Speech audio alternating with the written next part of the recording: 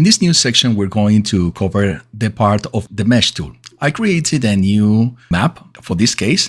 Let me select the static mesh, so any mesh that I created is going to be part of this group. And now let's add something very simple like a box and accept. Instead, in mesh, in the tool of mesh, we have these first two that are, let's say, one of the basic tools for the mesh. In tree or tri-select is triangle select, you can select different parts of the object using the triangles. If you have a geometry that has a lot of triangles, I think this is more interesting because you can select multiple triangles at the same time. We're going to show this in a second. Now, let's say that I want to select an object like this one. Well, right now, you have the option, for example, to delete that, which, if you ask me, is something that we already covered that we can use, that we can do with other ways.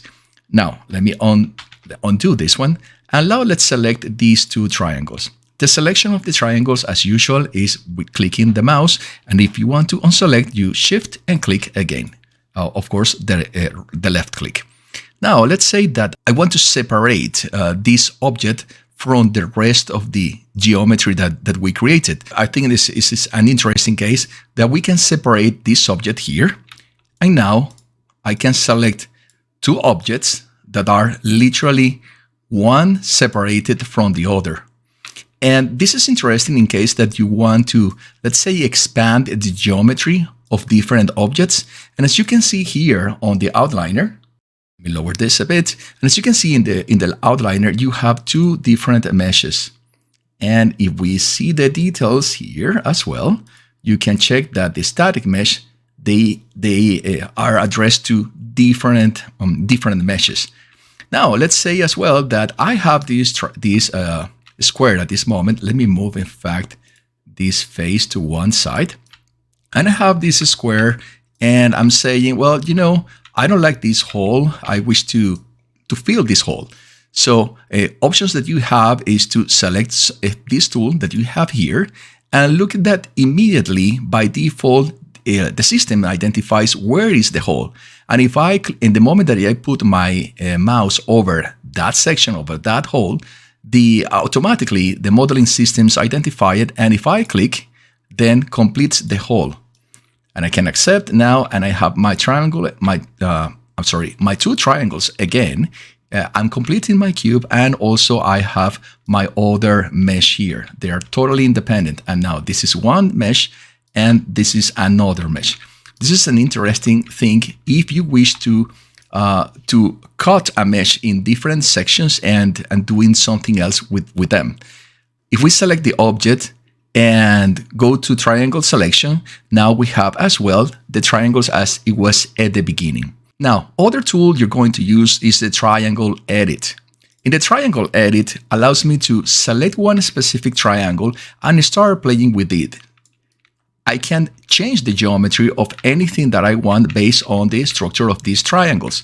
Let's say I'm going to select now these two triangles on the top. Using the shift, I can select multiple of them and then moving it up. And as you can see, this is it could be one of the most interesting tools because you can play with the geometry in different ways to create anything that you want.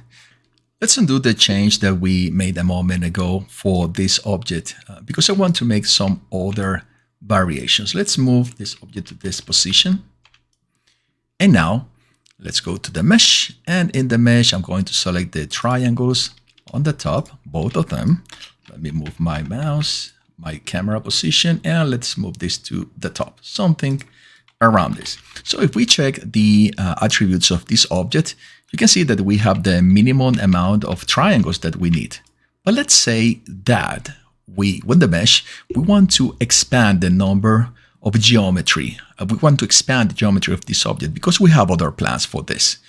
So I can select the object and remesh, and immediately it's going to create a good amount of triangles all around the mesh that you created. In this case, the default value is 500, but you can say as well, you know, 500 maybe is too much. We can move it to 100. remember that for every triangle that you create is an extra weight that you're going to add for the rendering process of this object. So you have to be very careful about the use of this. Now I can accept this, and if we go into attributes inspect, now you can see that the mesh has now more faces, even though they are exactly on the same position. They have the same normal, but now we have a lot of more meshes. This makes sense in the case, again, that you are going to deform this object and you need more triangles in this context. Now, let's say that I did the mesh and I say, these meshes are too much. Well, you have an option as well of simplifying the mesh, which is this one here. So in this option, by default, you have the QAM, which is a very fast way of reducing the meshes, but it is not under your control.